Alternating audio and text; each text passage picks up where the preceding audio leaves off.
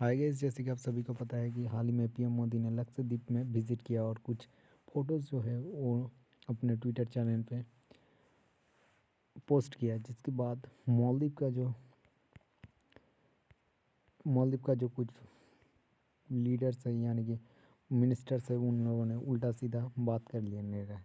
जैसे कि आप लोग इस मैप में देख सकते हैं कि लक्षद्वीप के थोड़े ही नीचे मालदीव है, जो कि एक टूरिस्ट हब है। और इस मालदीव की टूरिज़्म में इंडिया के बहुत बड़े कंट्रीब्यूशन है। जैसे कि आप सभी को पता है कि मालदीव एक बहुत ही बेहतरीन घूमने के लिए जगह है, तो हमेशा सेलिब्रिटीज़ वहाँ पर घूमने के लिए जाते हैं बर्थडे मनाने में। और इसी तरह मालदीव का जो इकोनॉमी है वो टूरिज़्म में बहुत ज़्यादा डिपेंडेंट है। हाल ही में मालदीव का जो न्यू प्रेसिडेंट सिलेक्ट हुए हैं, ये भाई साहब को जैसे आप लोग देख सकते हैं, तो ये एंटी इंडियन है, यानी कि प्रो चाइनीज़। जैसे प्रो मतलब कि इसकी चाइना की ओर बहुत ही ज़्यादा झुकाव है। इससे पहले जो यहाँ का जो प्रेसिडेंट हुआ करती थी ये भाई साहब, इसका इंडिया के साथ बहुत ही अच्छा रिलेशनशिप थे।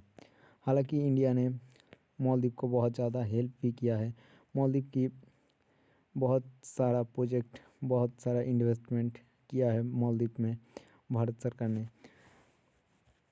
इवन कि भारत सरकार मालदीव को अपने मतलब उसकी फोर्स को ट्रेनिंग भी देता है और बहुत ज़्यादा लाइन ऑफ क्रेडिट आरबीआई से बहुत ज़्यादा उनको पैसा वगैरह इन्वेस्टमेंट करने के लिए उसकी जो आइलैंड है उसको डेवलपमेंट करने के लिए दिया है। पर फिर भी ये जो भाई साहब नया आया है, ये इसी बात के लिए मतलब ये जब चुनाव में उतरे थे तभी वो इंडिया की अगेंस्ट में मतलब कुछ स्लोगन वगैरह लेके जीता है। तो अभी इसकी चलते हुए ये भाई साहब इंडिया की गो बैक ऐसे कुछ कर रहे हैं, जिसके तहत बहुत ज़्यादा तनाव छिड़ गया है। जैसे कि आप लोगों को कुछ बीते 2 दिनों से पता ही है, इंटरनेट में एकदम बहुत ही ज़्यादा तरीके से वायरल हुआ है। जिसके बाद मालदीव के जो सरकार है वो उन लोगों ने मालदीव के तीन जो मिनिस्टर है जिन्होंने उल्टा सीधा कमेंट किया था, उन लोगों को अभी फ़िलहाल के लिए सस्पेंड कर दिया गया है।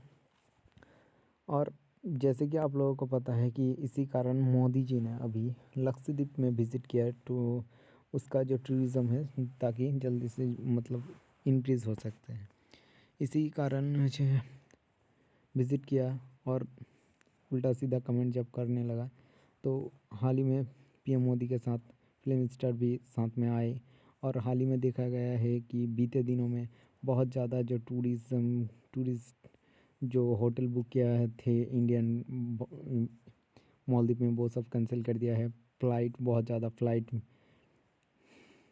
कैंसिल कर दिया गया है।